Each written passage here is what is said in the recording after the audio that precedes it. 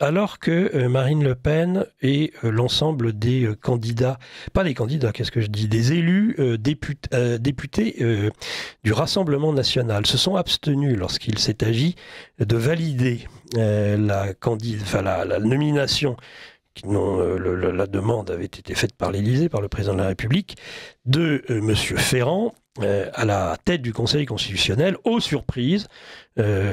Ferrand, dont on disait la veille, il va être nommé là pour empêcher aux idées qui seraient des idées dites populistes, telles que celles, paraît-il, véhiculées par le Rassemblement national, de pouvoir s'effectuer, se réaliser. Donc, quelque chose qui était prévu comme étant hostile au Rassemblement national, eh bien, il n'avait rien trouvé de mieux, je suis désolé de le dire, que de s'abstenir. Ce qui avait permis à un député près, je crois, à Richard Ferrand, d'être nommé. Donc on espérait un retour, on s'imaginait que cette abstention avait une raison d'être. Eh bien, non, même si en effet le juge, et c'est peut-être ce que diront les personnes qui vont venir après moi sur ce sujet, il est vrai qu'il y a une question de proportionnalité, on va voir si le Conseil constitutionnel dit peut-être faut-il évaluer la peine par rapport à ses conséquences politiques. Mais enfin, le juge pénal fait ce qu'il veut, moi je le rappelle. Donc ça c'est le premier élément. Et puis donc le deuxième élément, est-ce que nous allons vivre en France un peu l'équivalent de ce que, en moins pire si j'ose dire, que ce qu'a connu la Roumanie il y a peu, c'est-à-dire qu'Aline Georgescu, c'est le favori. D'abord on arrête une élection, puis après on l'arrête en pleine rue. C'est ça la belle démocratie de l'Union européenne, et on l'empêche de se présenter. Est-ce que finalement cette dérive qu'on a vue, est-ce que M. Breton a raison quand il dit mais là on l'a fait en Roumanie, demain si on le fera en Allemagne ou en France? Eh bien peut-être qu'on y est, ou pas loin.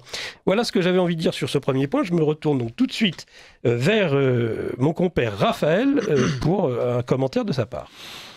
Je vais surtout laisser la parole à monsieur le sénateur qui aura, à mon avis, beaucoup plus d'expérience pour commenter cette actualité-là. Moi, je vais attendre tout simplement la décision de justice qui sera rendue. Il faudra attendre ce point-là pour voir quelles seront les modalités exactes de la condamnation, et si à la fin on a Marine Le Pen qui se retrouve à devenir inéligible, ainsi que son entourage, parce qu'il y a quand même une vingtaine de personnes qui sont concernées aussi dans l'équipe du Rassemblement national. Là, ce sera quelque chose de très symbolique parce que c'est la censure intégrale d'un parti d'opposition, qu'on soit en accord ou non avec les idées du Rassemblement national. C'est un parti qui représente quand même une masse électorale extrêmement importante. C'est peut-être même hors coalition, c'est le premier parti de France. Certainement. Voilà, donc en arriver à la censure et à utiliser des méthodes dites constitutionnelles, parce que c'est aussi un grand débat sur la notion des sages qui ont été mobilisés simplement pour répondre à une question très simple en fait, c'est rappeler comment fonctionne la Constitution, c'est-à-dire qu'il n'y a pas de décision même de leur part pour pouvoir essayer, on va dire, de saboter ou d'aider le Rassemblement national. C'est peut-être aussi un signe que le fonctionnement même de notre République est extrêmement problématique une fois qu'on veut amener une véritable opposition. Et quand je dis opposition, c'est parce que la situation en France ne cesse de se dégrader.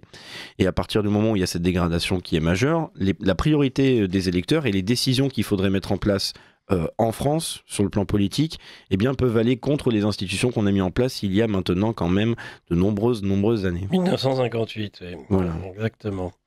Bon, merci Raphaël. Je me tourne vers monsieur le sénateur. Je vous ferai une présentation un peu plus longue lorsqu'on arrivera sur le grand angle, avec vraiment un échange de questions qui vous seront posées.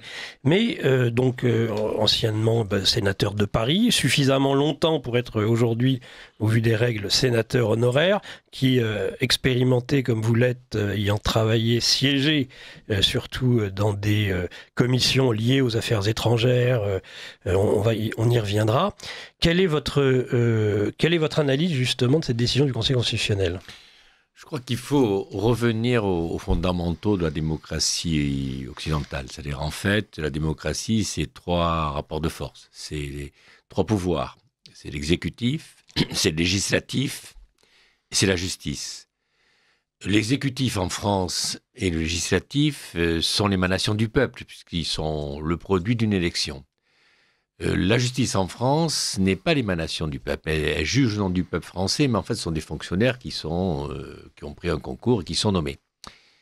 On a le même problème aux États-Unis. Aux États-Unis, c'est l'inverse. C'est-à-dire, en fait, aux États-Unis, les 3 pouvoirs, que ce soit le législatif, l'exécutif ou la justice, sont élus. Les juges sont élus.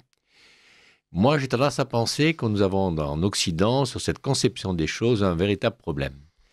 Et notamment en France, moi je considère que le pouvoir exécutif et le pouvoir législatif doivent être supérieurs au pouvoir de la justice parce qu'il est directement l'émanation du peuple.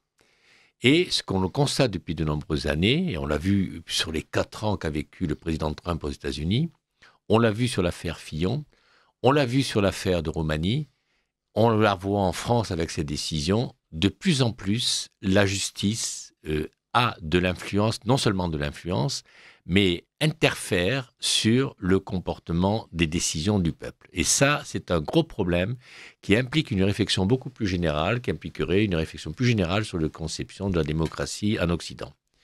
Et là, en ce qui concerne cette décision, en plus de ça, moi, on connaît très bien, on ne peut pas demander à des juges une parfaite indépendance, surtout lorsqu'il s'agit de juger des politiques. Il n'y a jamais de la part des juges une indépendance quand on juge un politique. Malgré tout, quelle que soit la qualité, quel que soit le professionnalisme du juge, au fond de lui-même, il y a son engagement, il y a son engagement idéologique, son engagement politique. Et c'est pour ça que ces décisions sont toujours soumises, on le voit très bien, les décisions fortes qu'il y a contre le président Sarkozy ou autres, sont soumises à interrogation. Et là-dessus, je crois que c'est un grand débat qu'on devrait avoir. Il faudrait quand même que le Parlement s'y intéresse et que le Parlement ait le courage d'affronter cette conception des choses pour qu'on puisse avoir des solutions qui soient beaucoup moins caricaturales actuellement, comme ça s'est passé en Roumanie ou comme ça risque de se passer en France. Sur la décision du Conseil constitutionnel, moi je suis plus nuancé. Alors c'est vrai que quand on connaît un peu la politique, quand on a vu l'abstention du RN sur la nomination de M. Ferrand, il n'aurait pas été élu président du Conseil constitutionnel. Oui. On s'est dit, évidemment, il y a eu une négociation. Bon, ça, c'est le mauvais esprit des gens qui analysent. On dit, il y a une négociation entre Marine Le Pen et M. Macron. Moi, j'ai tendance à penser que sur cette décision, je crois que c'est d'ailleurs M. Ferjou qui avait fait cette remarque, il y a la notion de proportionnalité. Et c'est vrai que si, par exemple, Marine Le Pen est soumise à l'interdiction de se présenter, le Conseil constitutionnel, par le biais de cette décision, peut-être revenir sur la décision en disant non, mais la proportionnalité est trop importante entre ce qu'elle représente et la décision de la justice. C'est peut-être ça une porte de sortie pour Marine Le Pen. C'est une remarque. Pour le juge pénal, surtout. Pour le juge pénal, voilà. Ouais. C'est ce que disait c'est la remarque de Ferjou que j'ai trouvée intéressante. Donc on verra bien comment ça se passe. On aura la réponse lundi, justement. Ouais. Non, c'est-à-dire que la réponse peut avoir lundi la réponse peut être lundi de dire il y a une obligation de ne pas se présenter. Exécution provisoire. Mais c'est après une décision du Conseil constitutionnel qui peut atténuer la décision en fonction de sa décision, de sa propre décision. Je ne sais pas du tout, enfin juridiquement, je ne sais pas du tout si c'est le juge pénal qui va en tenir compte ou si c'est une deuxième décision du Conseil constitutionnel. Non, je ne pense pas. Je pense qu'en fait, là, voilà, il a voulu précéder la décision, justement, alors qu'on pensait que ça serait plutôt début avril. Voilà. Donc, je vais m'interroger là-dessus pour savoir qu'est-ce qui était le mieux. Donc, on saura. Mais en effet, il donne une appréciation. Il n'impose pas au juge pénal de prononcer nécessairement l'exécution provisoire. Il dit, attention, il doit y avoir... Il faut qu'il y ait une proportionnalité. Par rapport et puis que sa décision, qu'il apprécie les conséquences politiques, civiles, sociales, politiques surtout. Alors, est-ce que c'est un simple conseil ou c'est un pouvoir du Conseil constitutionnel pour qu'il peut l'imposer au pénal? Eh bien non, justement, ils ont toute l'attitude. L'analyse, c'est qu'ils ont toute l'attitude. Voilà.